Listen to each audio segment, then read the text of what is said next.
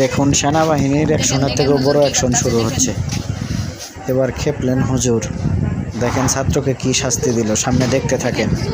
কি ভয়ানক শাস্তি, এটা নতুন আবিষ্কার।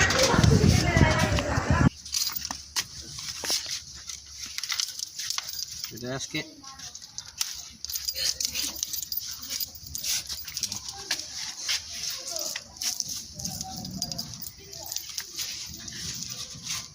আর বাড়ি যাওয়া যায় না, দেখি কেমনি বলা আজকে থেকে তালা মারেছিল।